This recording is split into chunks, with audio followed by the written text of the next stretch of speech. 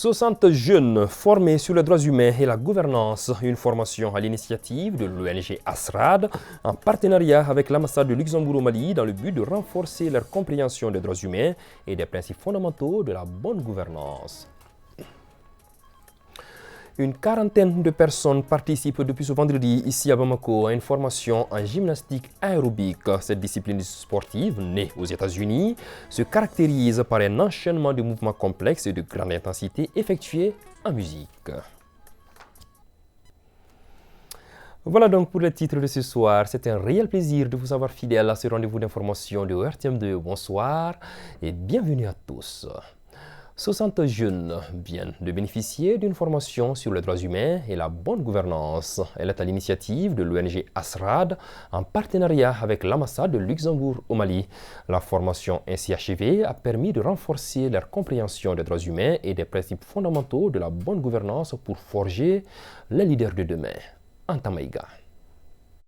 Chers jeunes leaders, sachez que servir l'humanité constitue l'œuvre la plus noble d'une vie. Les droits de l'homme doivent devenir une réalité. Ils sont réels pour moi, ils sont réels pour nous. C'est sur ces messages forts que s'achèvent 3 jours de formation sur les droits humains et la gouvernance, une initiative de l'ONG ASRAD en partenariat avec l'ambassade du Luxembourg au Mali. Il est essentiellement des droits de l'homme, des principes des droits de l'homme, de la bonne gouvernance, des critères de bonne gouvernance. Et bien sûr, nous avons bénéficié de certains conseils des formateurs sur comment faire, comment sensibiliser les autres à respecter les règles par rapport à eux-mêmes et à pousser les autres à les respecter. Et cette formation nous a permis, nous jeunes, en premier lieu de faire un réseautage et de pouvoir partager nos expériences. Cela va nous permettre, nous en tant que défenseurs des droits humains, de pouvoir réellement contribuer de façon efficace et efficiente à ce que la promotion des droits de l'homme dans notre pays et au niveau sous-régional et international puisse être respectée et qu'on puisse réellement prendre en compte tous les aspects relatifs aux droits humains, à la protection de l'homme et les droits qui vont avec. Partant de l'idée de renforcer leur compréhension des droits humains et des principes fondamentaux de la bonne gouvernance pour forger les leaders de demain, l'ONG ASRAD se dit fière et compte pérenniser ce genre d'initiative. Ce sont les jeunes venus de plusieurs régions du Mali. Nous allons les mettre en groupe, essayer de voir comment est-ce qu'ils peuvent relayer aussi ce qu'ils ont appris ici. Et nous allons faire un suivi par rapport à ça. Et dans 6 mois, 1 an, on verra quel a été l'impact réel sur leur communauté de tout ce qu'ils ont appris ici. Les participants sortent donc requinqués à bloc pour défendre les droits humains. La transmission du savoir par les enseignants, une des valeurs sûres dans le développement d'une nation. Plus qu'une passion, ce métier est un sacerdoce qui demande une certaine exigence permettant aux apprenants de se faire une place active dans la vie économique, sociale et culturelle.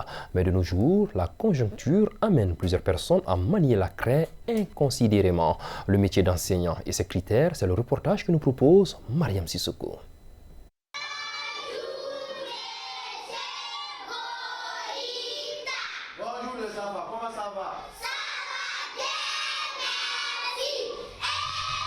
L'enseignement, une vocation sacerdotale, une valeur sûre du développement d'une nation. L'exercice de ces métiers, comme bien d'autres, demande une certaine passion, mais aussi de l'exigence. Une bonne pédagogie en dépend.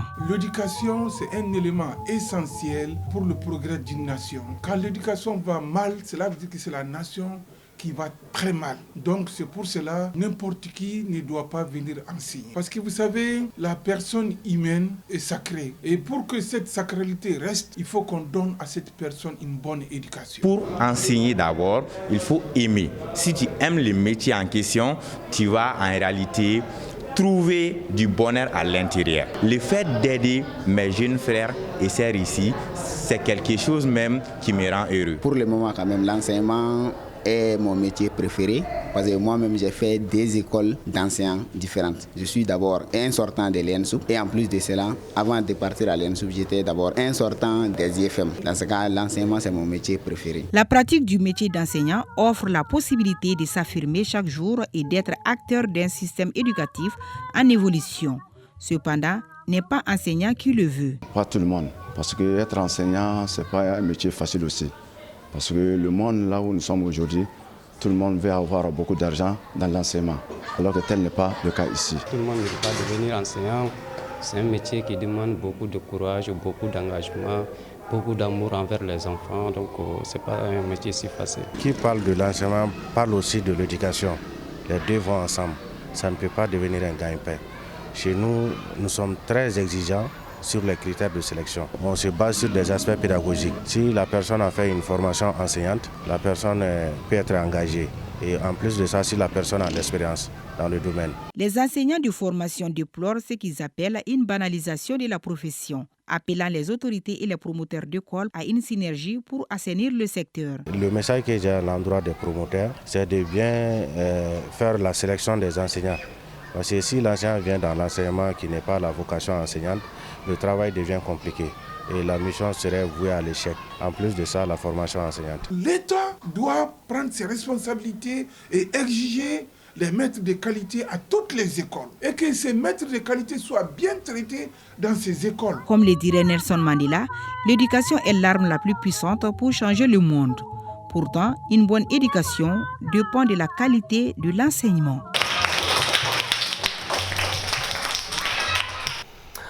Préparer l'avenir ou le devenir d'un enfant englobe l'ensemble des actions entreprises pour favoriser son développement sur le plan émotionnel, éducatif, tout comme professionnel.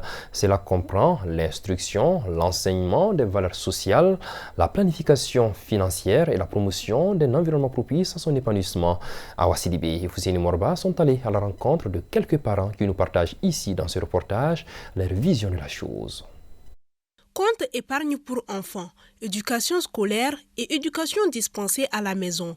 Ils sont nombreux les moyens utilisés dans le processus de préparation de l'avenir d'un enfant. Ici chez nous au Mali, préparer l'avenir des enfants commence dès le bas âge. En effet, pour leur assurer un avenir radieux, il est essentiel de leur inculquer d'abord de bonnes valeurs dès le foyer parental, que refléteront leur comportement en ville. L'éducation, c'est la base de tout. Si on parvient à éduquer bien son enfant, on peut dire que l'avenir lui est garanti. La cellule familiale inculque des valeurs, des principes, des normes à l'enfant. Lesquelles valeurs, lesquelles normes, lesquels principes participent naturellement à la formation de sa personnalité du futur. Et donc cette formation que la famille inculque à l'enfant à l'étape ce qu'on appelle primaire, cela naturellement ne suffit pas en elle seule. Il faudra qu'elle soit accompagnée, appuyée par l'éducation à l'école. Dans le contexte malien, lorsqu'on parle préparer l'avenir d'un enfant, cela est sous-entendu à partir des perceptions, voire des airs culturels, qui consisteraient à dire que l'avenir d'un enfant serait entre les mains du Seigneur, entre les mains de Dieu. Derrière cette perception, nous avons une deuxième perception qui serait davantage être musulman ou chrétien. L'avenir d'un enfant est déjà préétabli avant sa naissance. Nous avons une troisième voie du postulat selon lequel lorsqu'on donne naissance à un enfant, nous sommes alpha et oméga de son avenir. D'où cette riée aujourd'hui, des montants extrêmement élevés sont investis dans l'éducation de l'enfant. Pour ce parent, préparer l'avenir de son enfant ne signifie pas nécessairement tout faire à sa place. L'objectif derrière ce processus est de lui donner les outils nécessaires pour affronter la vie et réussir son destin dans le futur. C'est là en lui offrant des opportunités et un soutien adapté à ses besoins. Donner un coup de pouce à l'enfant, c'est lui donner les conditions nécessaires pour étudier, mieux étudier. Il faut peut-être lui donner les procès nécessaires pour ce qui est de l'emploi. C'est pas c'est-à-dire en lui donnant du travail comme ça, sans qu'il n'ait fourni aucun effort. Si l'emploi la demande un concours, il faut lui laisser faire ce concours-là pour qu'il puisse avoir la valeur nécessaire pour mieux servir. Si tu as les moyens, actuellement, l'emploi aussi, c'est pas facile. Tu peux financer un projet pour lui. L'influence de l'environnement extérieur ne doit pas être négligée dans la préparation de l'avenir d'un enfant. L'enfant, c'est qu'il est suivi par les parents. Il y a certains petits qui ne vont pas faire à l'école. Parce qu'à l'école, il y a des bons enfants comme il y a des mauvais enfants. Et ces mauvais enfants-là peuvent influencer l'enfant qui est bon. Et si l'enfant n'a pas pris conscience potentiel, il va suivre les mauvais élèves là. Il faut aussi une éducation environnementale. Comme nos interlocuteurs le soulignent, la préparation de l'avenir d'un enfant varie selon les perspectives. Cependant, tous s'accordent sur le fait que l'éducation dispensée par les parents à la maison représente le premier pilier dans cette formation de l'homme avec grand H et la préparation de son avenir. Dans le cadre du mois de la lutte contre le VIH-Sida célébré tout au long du mois de décembre ici au Mali, la rédaction a décidé de faire un focus sur le VIH, virus de l'immunodéficience humaine, et le Sida, syndrome d'immunodéficience acquise. Si le VIH est une infection qui attaque le système immunitaire de l'organisme, le Sida, quant à lui, est considéré comme le stade le plus avancé de l'infection du VIH. Kounani Bamani nous permet de comprendre cette nuance entre les deux appellations. Une infection causée par le virus immunodéficience humaine, le VIH-Sida se transmet généralement par 3 voies. La transmission sanguine, c'est-à-dire quand un objet infecté touche quelqu'un, par exemple. Par exemple, si une aiguille pique une personne infectée, si cette aiguille suée du sang aussi pique une personne saine, donc le VIH se transmet. Il y a la transmission mère-enfant. Donc une maman infectée qui ne connaît pas son statut peut transmettre le VIH à son enfant au cours de la grossesse, pendant l'accouchement ou au cours de l'allaitement. Donc le virus existe dans les liquides biologiques.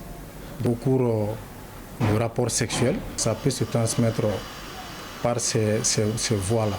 Donc surtout si le couple est infecté.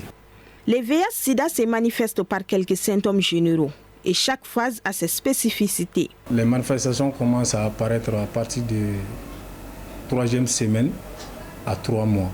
Le virus va commencer à se manifester dans l'organisme. Bon, généralement, ce qu'on appelle la primo-infection. C'est-à-dire une personne, quand le virus rentre dans l'organisme seulement, ça se manifeste par un syndrome grippal. Il s'agit quoi? Il s'agit de la fièvre, des courbatures, c'est-à-dire des lésions orales, tu peux faire des candidoses buccales, tu peux faire une diarrhée, tu peux faire une fièvre au long cours, des céphalées. Ça ressemble beaucoup à paludisme ou bien à un syndrome grippal. On va penser que c'est la grippe.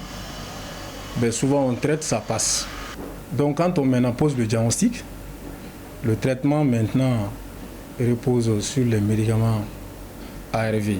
Mais les médicaments ARV ne peuvent pas être pris à un stade où la personne est vraiment très affaiblie.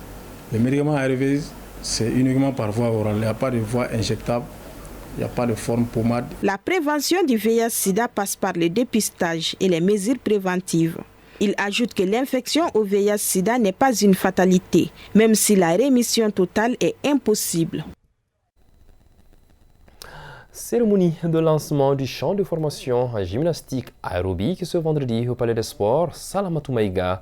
Il faut le préciser, cette discipline se caractérise par un enchaînement de mouvements complexes et de grande intensité effectués en musique. Chaque gymnaste à l'intervalle d'1 minute 15 secondes doit démontrer créativité, souplesse, équilibre, force, explosivité et dynamisme tant par les sauts que par les éléments en appui facial. Awa Kamisoko. La gymnastique est un terme générique qui regroupe aujourd'hui des formes diverses de disciplines sportives, pratiquées pour le loisir ou la compétition. La gymnastique artistique, la gymnastique rythmique, la gymnastique trampoline, la gymnastique acrobatique ou encore la gymnastique aérobique. Une formation à l'intention des pratiquants de la gymnastique. Cette formation revêt une importance capitale dans notre quête d'excellence en gymnastique aérobique. Nous aspirons à armer nos entraîneurs et gymnastes des compétences nécessaires pour exceller dans cette discipline exigeante. Une formation qui aidera sans doute les athlètes selon l'expert venu du Bénin spécialement pour la cause. La gymnastique aérobique n'a rien à voir avec le fitness. On entend beaucoup de coachs qui se disent coachs de gymnastique aérobique.